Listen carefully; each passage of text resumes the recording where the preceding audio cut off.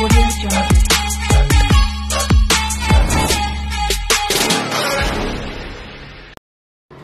Hello friends, स्वागत है अपने channel SSP by V R. Gupta sir.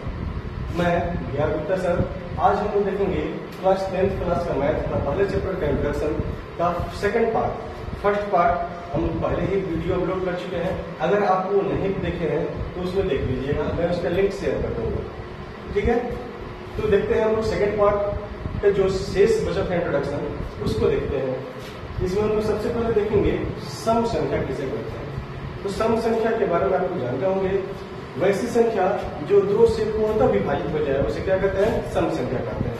या कह सकते हैं क्या, कोई भी संख्या दिया हुआ हो और उसके यूनिट स्थान पर यानी इकाई स्थान पर अगर 2 हो, 4 हो, 6 हो, 8 हो या 0 हो तो सभी की सभी संख्याएं क्या होंगी? सम संख्या होंगी। जिसके इकाई स्थान पर या तो 2 हो या फिर 4 हो या फिर 6 हो या 8 हो या 10 हो तो सभी की सभी संख्या क्या होंगी? सम संख्या होंगी। या ये से भी कह सकते हैं वैसी संख्या जो 2 से पूर्णतः विभाजित हो जाए उसे क्या कहते हैं? सम संख्या। जैसे देख सकते हैं 4, 6, 2, ये क्या इकाई स्थान पर 2 है, ये सम संख्या हो जाएगा। 2, 0, 4, 0 इकाई स्थान पर 0 है, ये भी सम संख्या हो जाएगा। 3, 7, 5, 4, 4, 6 इकाई स्थान पर क्या है? 6 है, ये भी सम संख्या हो जाएगा। 5, 0, 4, 3, 2, 8 इकाई स्थान पर क्या है? 8 है, ये भी सम संख्या होगा। इसके अलावा हो सकता है 3, 0, 4, 5, 4, 6, 4 इसके इकाई स्थान पर क्या है? 4 है, इसलिए ये भी क्या होगा? सम संख्या हो जाएगा।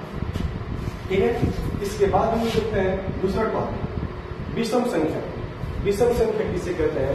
तो वैसी संख्या जो 2 से पूर्णतः विभाजित न हो उसे क्या कहते हैं? विषम संख्या कहते हैं। या कह सकते हैं उसको पहचाने कैसे?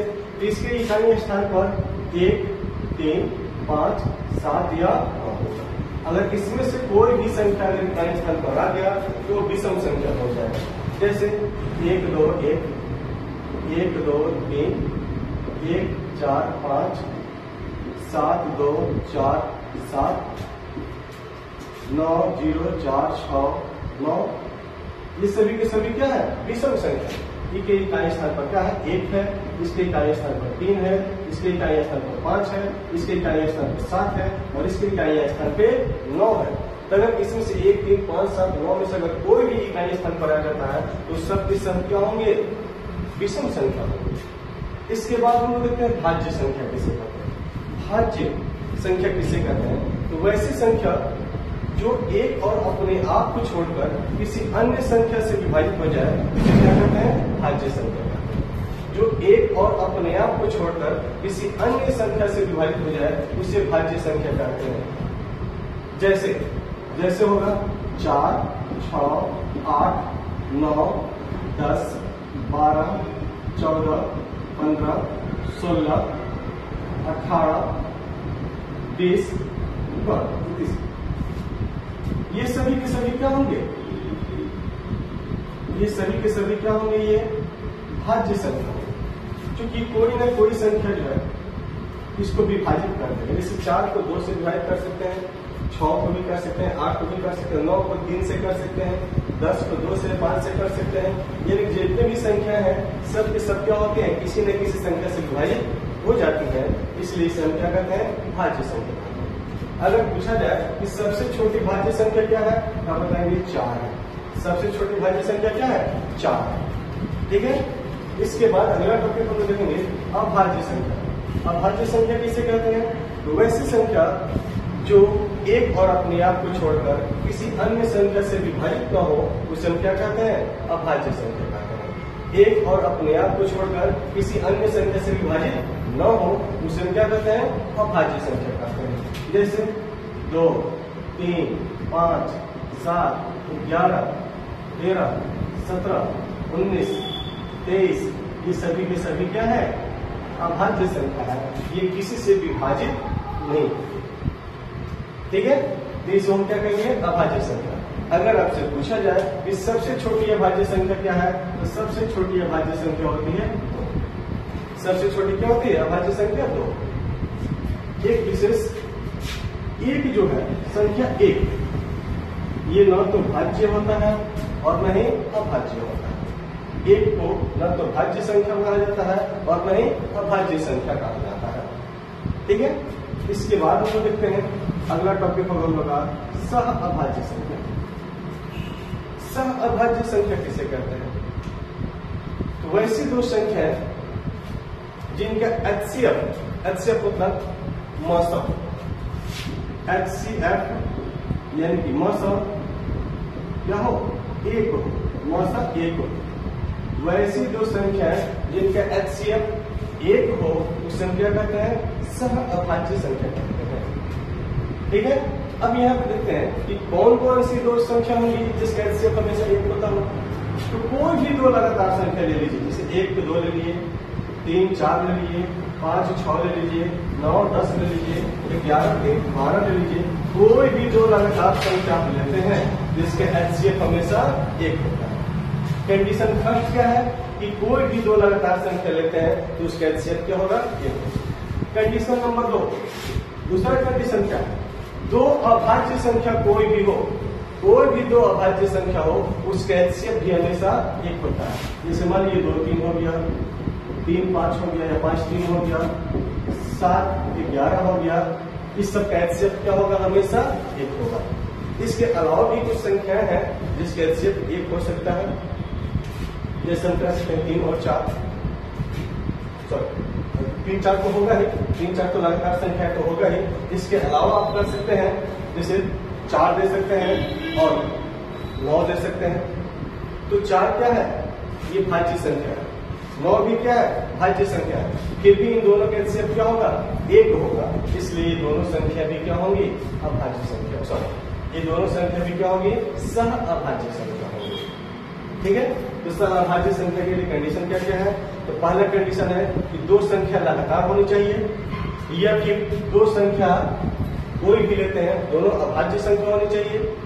इसके अलावा भी कुछ और कंडीशन है कि दोनों का HCF क्या होना चाहिए, एक होना चाहिए, तभी वो सब क्या होंगे, सह अभाज्य संख्या कहलाएंगे, अन्यथा नहीं। इसके बाद हम देखते हैं परिमेय संख्या के बारे में। वैसे परिमेय संख्या को आप जानते हैं, इसे P बटा Q के रूप में सूचित किया जाता है। परिमेय संख्या को हम P बटा Q के रूप में सूचित करते हैं, जहां P भी पूर्णांक होता है और Q भी क्या होता है, पूर्णांक होता है। P भी पूर्णांक होता है और Q भी पूर्णांक होता है। P बटा Q ये क्या है, ये पूर्णांक है और ये भी क्या है, पूर्णांक है। तो ये दोनों आपस में क्या होता है, पूर्णांक होता है। P भी पूर्णांक और Q भी पूर्णांक, इसे हम बोलते हैं परिमेय संख्या। इससे पहले वाले वीडियो में आपको इसके बारे में बताया गया है। अपरिमेय संख्या के बारे में बताया गया था, जो परिमेय न हो उसे हम क्या कहते हैं, अपरिमेय संख्या कहते हैं। हाँ, परिमेय में ये भी बताया गया था कि Q नॉट इक्वल टू 0, यानी Q 0 नॉट। ये हम इससे पहले वाले वीडियो में चर्चा कर चुके हैं। अगर आप नहीं देखे हो तो उस वीडियो को जाकर देख लीजिएगा। ठीक है, इसके बाद हम देखते हैं इसकी कुछ विशेषताएं हैं। कोई संख्या परिमेय कब होगी, अपरिमेय कब होगी, इसकी विशेषता है। तो पहली विशेषता है कि अगर एक परिमेय संख्या लें और एक अपरिमेय संख्या लें, एक तरफ परिमेय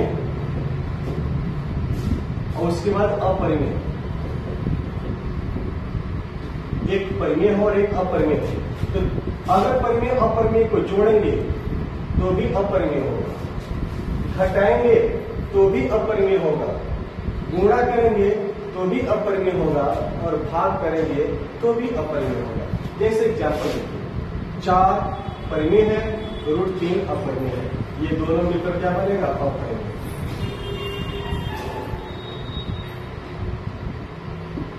ये क्या होगा, अपरिमेय होगा। 4 परिमेय है, √3 अपरिमेय, तो परिमेय और अपरिमेय को जोड़ेंगे तो अपरिमेय बनेगा। और इसको घटाते भी हैं, परिमेय में से अपरिमेय को घटाते भी हैं तो भी आपका अपरिमेय होगा।